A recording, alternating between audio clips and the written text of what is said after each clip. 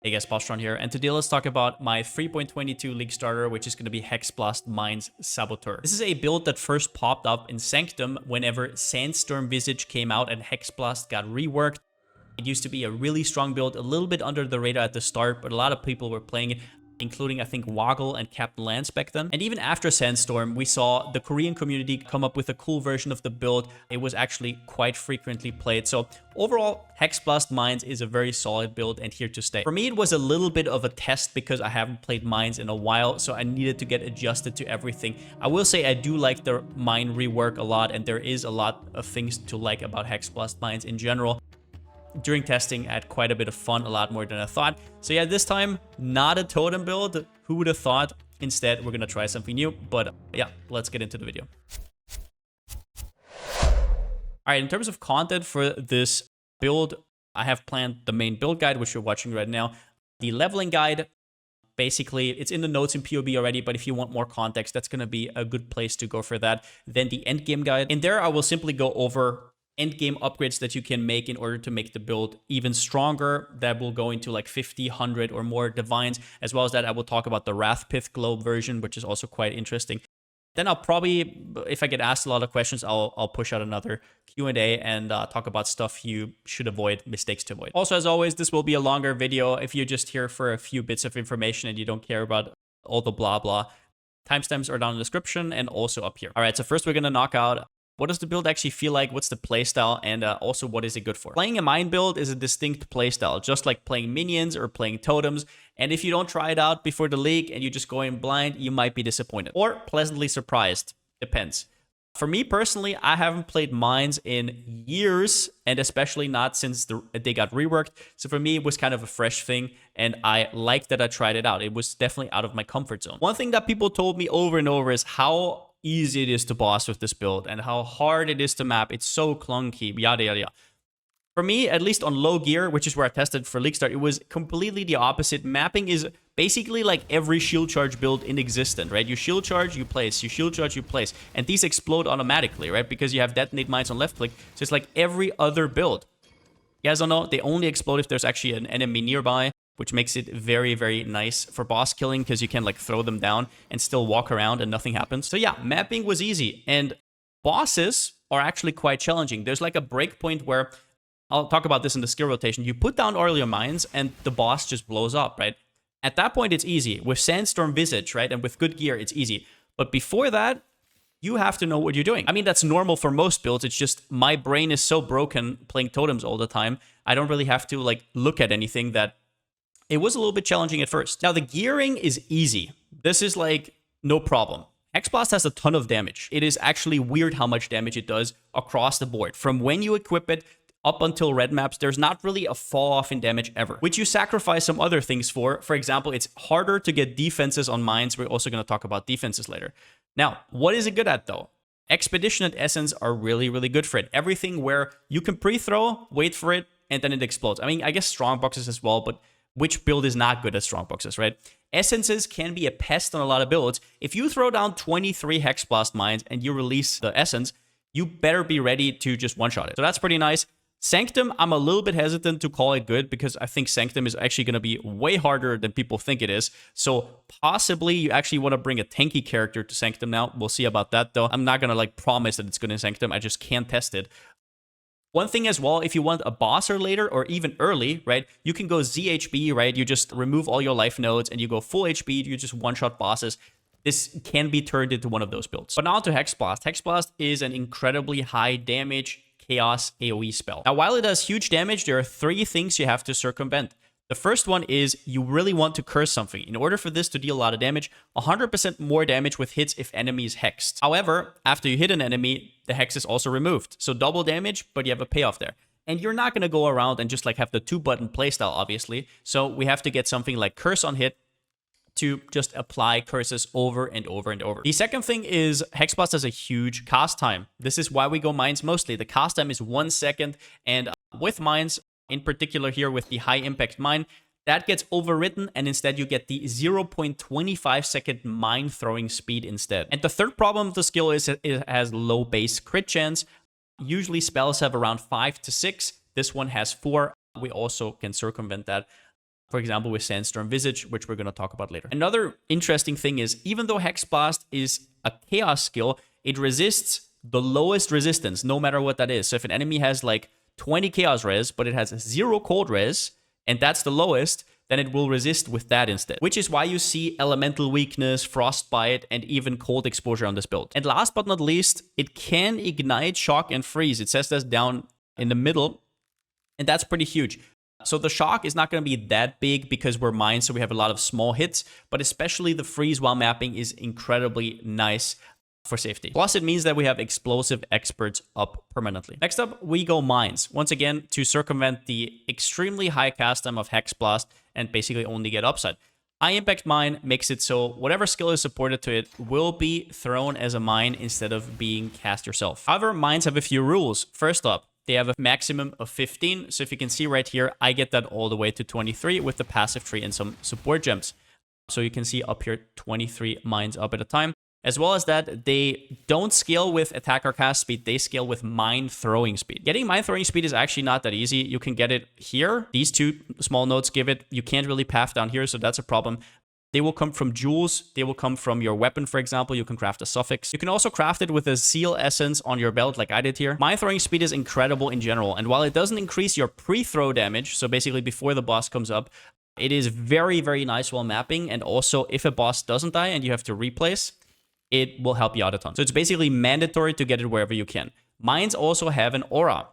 So if you look right here at high impact mine, it says each mine from supported skill applies 2% chance to deal double damage against enemies near it. So that stacks with aura effect. And we have the Saboteur node right here, 150% increased effect of auras. So what that means is the 2% goes up to 5%.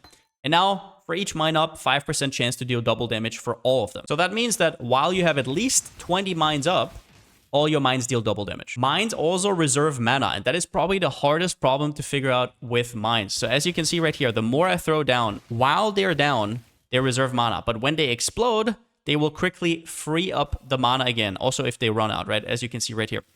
But you want to have enough mana up to where you can still throw your maximum number of mines without being restricted. Mines also explode in a chain. So just so you know, you first throw down your mines, detonate dead, and now they don't explode immediately. They explode after each other. So what that means is after you first explode, right, you still want to keep throwing traps because the auras from before will keep stacking on the mines that haven't detonated yet. As well as that, you make the chain longer and longer and longer because even if the mine was placed after you started detonating, they still get detonated in the chain. And as for detonate mines, on something like Pyroclast mines, it's actually really annoying because as you can see right here, if I have detonate mines on left click, I can't make any chains, right? Obviously, you could position yourself correctly against bosses, but in general, it's quite annoying, right? Or you have to like change it every single time. But on Hexblast mines, that is not really a problem, and that's simply because Hexblast is a targeted skill. So it doesn't explode unless there's actually an enemy nearby. Now, we have to constantly curse the enemy, otherwise we don't get the double damage from Hexblast. So what do we do about that? It's pretty damn easy. You get curse on hit. Important to note is that Mark of Submission actually doesn't work for traps, mines, or totems because they are separate entities and they can apply curse on hit if it's just a static effect. So for example, this works, but since there's a gem socketed into Mark of Submission, it does not work. It is confirmed. So how do you get curse on hit? Well, you can get it from Delve like I did here. You don't really need anything special. As you can see, this ring is complete garbanzo. You can actually farm it yourself if you want to.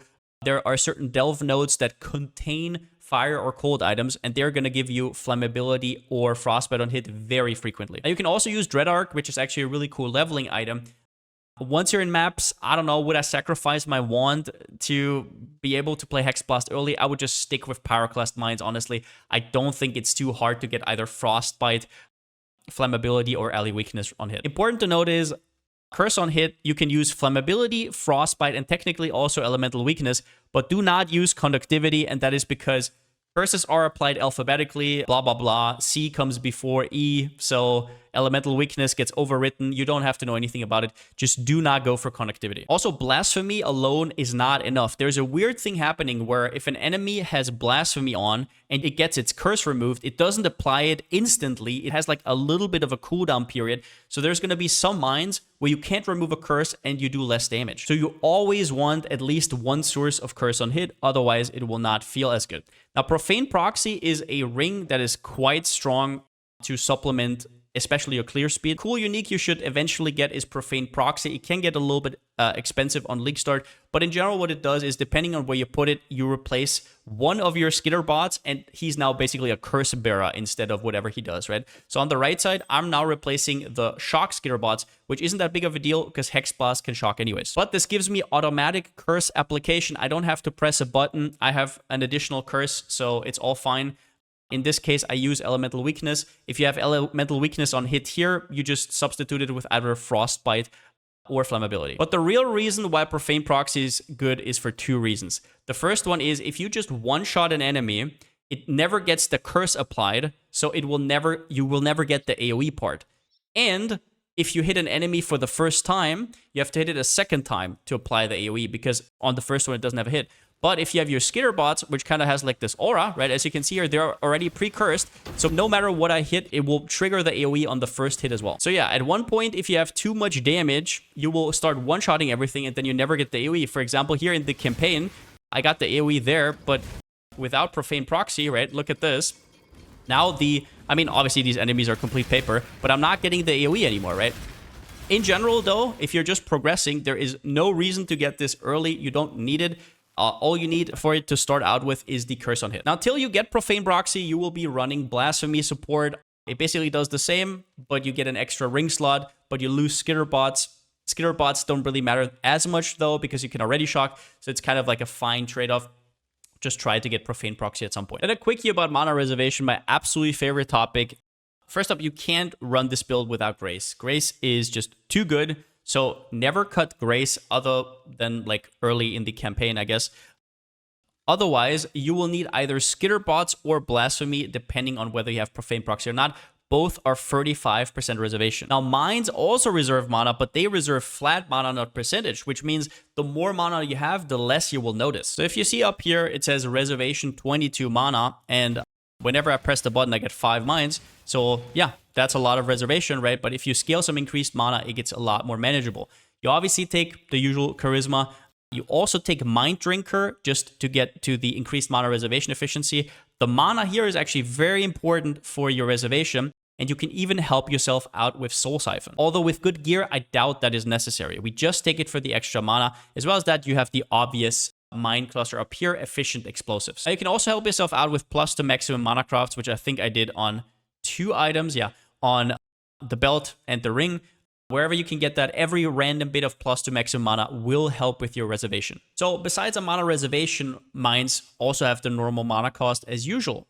To make that a little bit better, we're using the mastery right here. That gives you a little bit of that converted to life. But overall, you have nowhere near enough mana sustain. Plus, you want to reserve all your mana because you're already kind of struggling. There's 2 ways to get around that. The first one is a Mana Flask, which I think Captain Lance is actually going to use. And the second one is Eldritch Battery. I just want to quickly go over the pros and cons. Eldritch Battery pros are you get an extra flask slot, which early game is not super important, but end game, especially when you want to fit in Taste of Hate, is quite important. So that's kind of rough. And you can't really go Determination because you don't have the space. You already need to go Grace. It is almost impossible for Mind Build to go armor-based on top. Also, mana flasks do run out. So especially on scuffed gear, you are not just going to perma phase an enemy. That does not happen, even with mines. So against that, a mana flask is kind of annoying. Sometimes you might have to portal out. And on top of that, you get Divine Blessing, which basically gives you another offensive aura. Now, there's a new way to get an extra free aura with like minions and stuff like that, but we don't know much about that. Maybe it's going to work, maybe it's going to be clunky. With Eldritch Battery, that is not going to happen to you. It just regens over and over and over. We also get a free extra aura. In this case, we use Zealotry. But the upside of Mana Flasks are pretty clear. Better defense. You can get pretty easily like 1,000 energy shield or something. So if that is now not protecting your life anymore and figuring out your mana through that, like That also means you lose that as a defensive layer, which can be quite big if you stack a little bit of evasion and then get ghost dance. Quite strong. So I think both have their pros and cons. Both are fine. At the end of the day, it's just a personal opinion. I really don't like using mana flasks until I have to. And let's talk about defense. I would definitely not recommend this character on hardcore at all because you can get to a certain amount of comfortable defenses. I call it softcore comfy defense. But further than that, mines have a very, very restrictive passive tree. They just have to have certain nodes where they get to. So it is quite hard to make it tanky while not just completely destroying the build. At the point where you would get this tanky, I would just play something else. So what do we have? We have 70 to 80% chance to evade, 100% spell suppression. Since we are not using Determination or Armor, we have to compensate with Cloak of Flame and Taste of Hate. In this version, I don't have Taste of Hate yet because it's more budgety.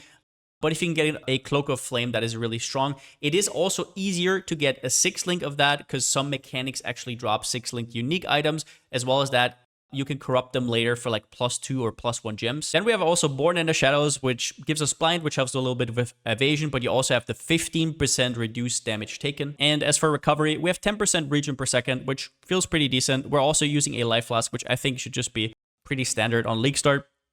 You can definitely go for more life flasks against big enemies because your other flask will probably run out at some point.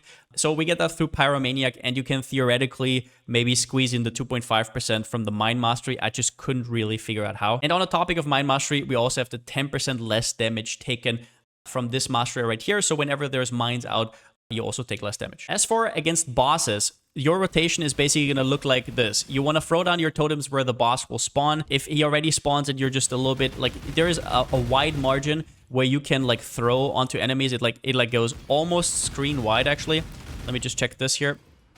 Yeah, it goes up until here. It has wide range, right? So you want to do that against bosses. You want to leverage that. Then you put down your Wither Totem. You put down your Bear Trap roundabout where you think it will come up. You can also throw it on a little bit more if you want to, so it hits easier. And then you do your Zealotry, and then you just do this. Important is, after you first trigger your mines, you don't just run around and stop and wait for the damage. You keep throwing mines, because those will all be added to the chain and will increase your damage. Most bosses don't just come out swinging. They have like a little bit of a phase where you can DPS at the start, so that is where you should definitely utilize that. And you're not completely paper, so you can take a few hits. Then let's talk about Sandstorm Visage, which is the big chase item for this build. Basically, it sets the crit chance of your weapon to that of your spell. Hexblast has a crit chance of only 4, so overriding that with something like a Prophecy Wand right here, which already has 8 base crit, you get a critical strike chance roll, for example, through an Essence, and then you can later also add the Harvest enchant. You'll get over 11% base crit, almost tripling your crit. This item is completely absurd, and we do not know how rare Sanctum is. We do not know if they rebalance the rarity of this, which is also why you'll see in the POB. I have this in my endgame POB, but I did not test this build with Sandstorm, obviously, because we don't have Sandstorm this league. I did not test it with this. So it is not required, but it is something to strive for. It is something you get if you want to do Ubers eventually, but it is not something you need to do normal content. Let's talk about the Ascendancy choices next. I think there is 3 possible Ascendancies that you could go. I took Saboteur. Some people go Trickster, which I think is very strong as well. And there's even people going for Pathfinder. Out of the 3, I'm not 100% sure I like Pathfinder simply because we do hit frequently, but not frequently enough to have like Wither up all the time, and that's true for us as well, right? But that is kind of like the payoff in terms of damage. The rest is sort of more defensive oriented, and the recovery from Master Surgeon is really nice, don't get me wrong, but overall I like Saboteur more as an all-rounder. Trickster has a really strong start, and if I was to level, and which I'm probably going to do, is I'm going to level with Trickster and then respec later, because you get a lot of throwing speed early. You're using the Charged Mind support, which means you get 10% mind throwing speed per frenzy charge. So this is straight up 20% mind throwing speed. This is 8% more mind throwing speed and also some attack speed, right? Your shield charge is going to be faster. It's going to be nice. And then as a third point, you can take Heartstopper, kind of like an early game package, and then later respec into Saboteur. That's personally what I'm going to do. But Saboteur for me is just the end game king in general. You have a lot of damage through Demolition Specialist and Explosive Expert. And you have Born in Shadows, which helps with your weaker defenses, and you have to figure out recovery somehow, so Pyromaniac helps a lot. It also gives Ignite and Shock immunity, which means if you have something like Freeze Immune from Pantheon, you're already almost covered. Now, if you want to go Trickster, though, end game, it will be a lot tankier because you can go for Escape Artist, Spellbreaker on top of One Step Ahead and Swift Killer, which is very strong defensive option. In general, you're going to lose a lot of damage, and I'm not really sure at that point if it's worth going for mines at all. There's other builds that are even tankier and that can also dish out decent damage, so at that point, I'm not really seeing it, but I think the safest choice is Saboteur overall. All right, when it comes to items, early game, all you want is a lot of spell damage because you're going to be quite starved of that from your wand. Try to get the Mind Throwing Speed from a Veiled Craft as soon as possible. It goes up to 15%. The normal Mind Throwing Speed goes up to 12%. You get that from Act 8 anyways. On your shield, same thing. Now, one thing you want to look out for is to get enough energy shield to actually be able to activate your Divine Blessing, as well as that pay your mana cost for your mines. So make sure you don't ignore your energy shield bases. One thing I do as well is I have the resistances already here, right? You want to get a little bit of Chaos Res, and if you need to, a little bit of attributes. A lot of the suffixes on these items, as you can see, they're pretty empty. That's basically where you fill them in to not confuse people, I guess. But yeah, life, a little bit of energy shield is all you need in early game. Small tip, if you're fine with 25 instead of 30% movement speed, you can often get way better boots early. 30% movement speed is quite expensive. On your amulet, you want to get crit multi and mind throwing speed. That would be really, really strong. As you're anointed, and this doesn't really change throughout the game, you get prodigal perfection. Not only does it give you mana to help with the reservation, it also gives you a lot of spell damage. Other than that, nothing really interesting. As for flasks, you go for a life flask. You want Corrupted Blood and Bleed Immune. That's really, really strong. A Quartz Flask is very good, so you can phase through enemies. It makes shield charging way more smooth. If you can get Reduced Effective Curses, that's huge. As much movement speed as possible, just for it to feel smoother. Jade Flask, if you can get increased evasion somewhere, that's huge. And until you get Taste of Hate, you can either go Granite Flask, but since we have like no armor scaling at all, an Amethyst Flask can also help a lot. On your first jewel, you probably don't want to go for life. You would love it, but life jewels are usually more expensive than if you just get Mind Throwing Speed and Spell Damage. Mind Throwing Speed is really important. That's something you should look out for in general. Now, when it comes to mid-game, I guess pimp up your wand as far as you can. I still don't have +1 wands because those will be a little bit more expensive. If you can get a +1 Fracture, that's really good as well, or you can craft it with Harvest. For the shield, I think I only have an extra crit roll here. For the helmet, try from your helmet until you get Sandstorm Visage. Try to get physical damage taken as fire, cold, lightning, doesn't really matter. It will help a lot, and it stacks with Cloak of Flame. As for Cloak of Flame, something I forgot to mention is I don't mind Tabula, but on this build, I think you have enough damage to go for a 5-link Cloak of Flame instead. That is my personal opinion. Then in terms of gloves, you want to get cold or fire exposure as soon as possible. Just make sure that if you have cold exposure, you have frostbite on, but if you have fire exposure, you have flammability on. The elements have to match, so you get one as low as possible. Don't use lightning. Once again, do not use lightning. For boots, at this point, if you can get 30% movement speed, that's huge. If you can get an implicit, that's huge. Spell suppression, it's probably going to have to be crafted life for now. If you can later craft on Chance to Avoid, you can change your Pantheon, which would be obviously really good. At this point, you should be able to get a Profane Proxy as well. Your clear speed will like that a lot. Here we have a +1 now with Mind Throwing Speed. If you can get a little bit of life in there, that's really nice. Do not miss out on the Mind Throwing Speed though. Other than that, the belt, here I started crafting with an Essence of Zeal. Do not go for Deafenings. Go for Shriekings. It is a waste of money for just 3 or 4 extra throw speed. Rather buy Shrieking so you can actually roll for a high life roll or get a little bit of extra strength. And don't forget that the only thing that really needs strength in this build is shield charge, so if you have to, you can also level it down. Now, we also have a Frostbite or Flammability on hit. Once again, that is the bare minimum to actually play this build. And then, yeah, the same jewel basically. Actually, it isn't. Mid-game has a different passive tree. Here it is. At this point, I still don't really go for life because I don't think we're going to have the money. I put 1 in there with life and a little bit of crit multi to compensate. You could probably, let's probably go this. We'll see.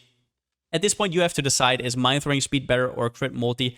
Probably Mind Throwing Speed, but it just depends on the market. Now, then we are in endgame, and you will notice that I have 3 extra uniques. Let's talk about them real quickly.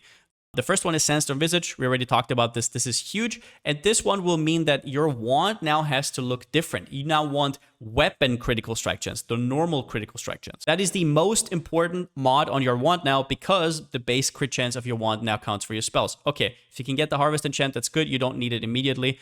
get a ton of spell damage. You have to have a suffix open for mind throwing speed. The rest is kind of like spell crit is nice, crit multi is nice, whatever you can get. Obviously, +1 would be GG, +2 would be, I mean, out of this world. But in general, at this point, you have to change your wand. As an amulet, we're now using Meroline's Fallacy. We now have a lot of crit chance, so having a less critical strike chance is less punishing. From it, we get Culling Strike and also a lot of crit multi. This enables us to kind of compensate for the loss of the rares by getting a little bit of res jewels. Now, in a perfect world, you wouldn't need those. They're kind of hideous, right? But I just put them in for realism's sake because chances are you might have to cap a little bit here or there with jewels. Obviously, in a perfect world, you have mind throwing speed, double crit multi and life, but we'll talk about that, I guess, in the end game section. And the last one here is Taste of Hate. This will supplement. If you look at physical hit here, it is quite good. Let's talk about gem setups. You have two here in PoB. You have Hexblast Mines and the Pyroclast version. Pyroclast, once again, you use until you have Curse on hit. So for now, you just use Arcanist Brand with Elemental Weakness Flammability against bosses, and otherwise you just basically go away. Now, for Pyroclast Mine, all you need is Minefield, Charged Mines, increased critical strike chance, or Immolate. Usually Immolate should be better early. Once you get a 5-link, you get increased crit, and then once you have a 6-link, Trap and Mind Damage. And the rest is going to be pretty similar, so I'm just going to explain it in the Hexblast Mine section.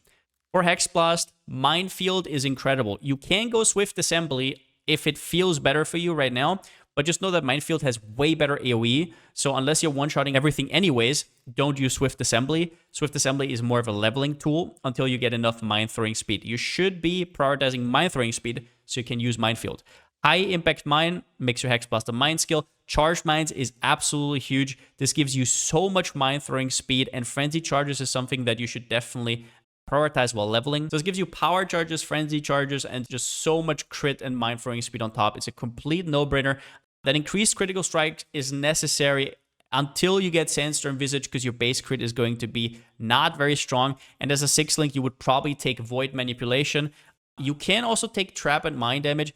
The main problem with this is that you have less mind throwing speed, which it's good in terms of like maximum potential damage, but it just feels way worse. But if you really want to just boss, Trap and Mind Damage is really, really good. Then we have Shield Charge with faster attacks and momentum. They both give you attack speed. It's your main movement skill. If you have to level down Shield Charge, once again, for the strength requirement, do so. Zealotry setup with Divine Blessing. You press this every, I think, 12 seconds or so. That's why we have increased duration on it. It might actually be longer. We have Inspiration to reduce the mana cost. Be sure you can actually cast this because it does cost quite a bit. If you need help to cast it, which is what I did in my PoB, you can take this here. Skills cost life instead of 30% of mana cost.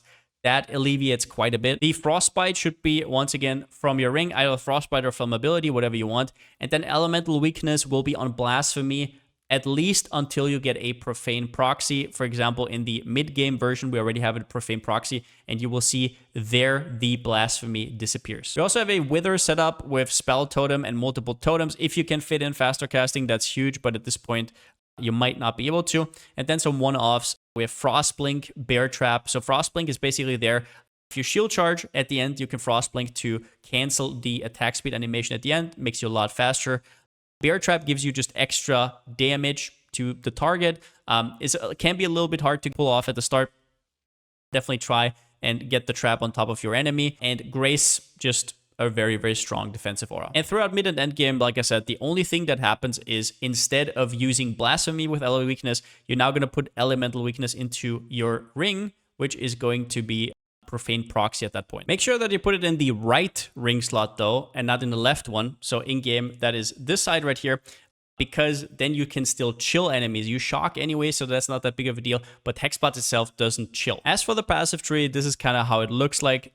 Number one thing you have to remember is that we're in a little bit of an awkward spot. Mines have a lot of nodes they need to get to and are very node intensive in terms of their damage. So we need to grab all the life nodes. That means also like 4% life nodes right here, just to kind of not feel squishy at all, right? Like we just have to get it. Also, you can get the life mastery right here, 15%, because Cloak of Flame has no life modifier. If you can figure out the mana without it, you can also replace this with the plus 50 to life. It would be absolutely huge. I just could not fit it in at any cost, basically. Other than that, look out for your mana. So we have Soul Siphon, we have Mind Drinker, we have Efficient Explosives, And obviously, we take Charisma. Other than that, I guess what's interesting to note is the Mind Masteries are really strong. This one gives you straight up 10% more damage. This makes it so you take 10% less damage. And then this one is probably the most interesting one, and the one you want to take first while leveling as well, is 5% increased area for each mine. So if you have 20 down, that's a whopping 100%. EB, really important to fix your mana. It has the downside of making you a little bit more squishy because your energy shield doesn't protect it anymore, but that means you don't have to run a mana flask, which would be rough. I don't really like mana flask. I know Captain Lance, for example, uses it in his build, and I think it's viable. It's just Eldritch Battery is just a little bit more feels good. His version is a little bit more tanky, though, to compensate. As for Cluster Jewel, in the mid-game version, I just put in a 9 passive. Obviously, you want an 8 passive. Here, you're basically just going to use fossils, I think aberrant fossils, right, to spam for chaos mods. There's a lot of mods that give you 30 chaos damage and then something else. Even attack and cast speed doesn't even do that much. You just need 2 of these nodes in front, and then you're fine. Unwaveringly Evil, also fine.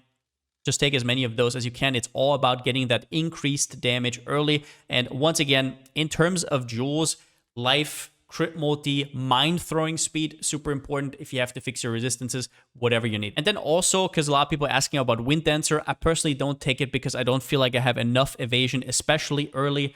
On the left side here, you see it's only 17k early.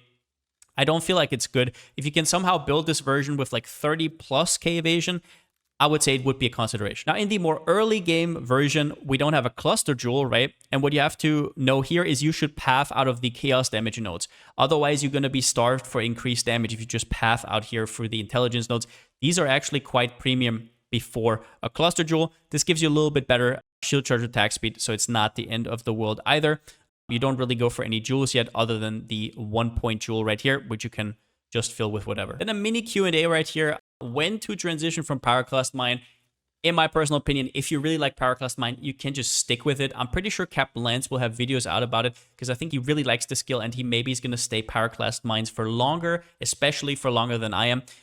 So Pyroclast Mine can clear everything in the game. Under no circumstances, I'm going to say you need to be Hexblast Mines. And if this stuff is too complicated for you, Pyroclast Mine is a lot easier to use as well. But for me personally, I will transition as soon as I have a curse on hit ring and at least a 5-link. That is what you need. You want, obviously, Blasphemy, right? So then you're basically set up. You have curse on hit ring, Blasphemy, and you're good to go. You're absolutely going to blast. Next question, when to remove Blasphemy? That's an easy one. Whenever you have Profane Proxy, it basically does the same, just that one reserves for Blasphemy, the other reserves for Skitterbots, which then apply your curse, so it's kind of the same, but also not. And then also, when do you get crit on your wand? Weapon crit on your wand? That is only once you have Sandstorm Visage, before it's completely useless. In terms of leveling, I will make a dedicated video about this, but if you just want a quickie right here in the notes, there's all the gems right here. I'll put some extra tips in that separate video if you want that. I will go over progression and stuff like that. So either wait for that, or on Maxroll, we're also going to have a leveling section. That's basically about it. Hope you guys have a good League start. If you play this, I will be streaming it over on twitch.tv/Palsteron. So if you want to, you can also play alongside me or just hang out randomly. But yeah, with that being said, because I still don't have a slogan, see you next time.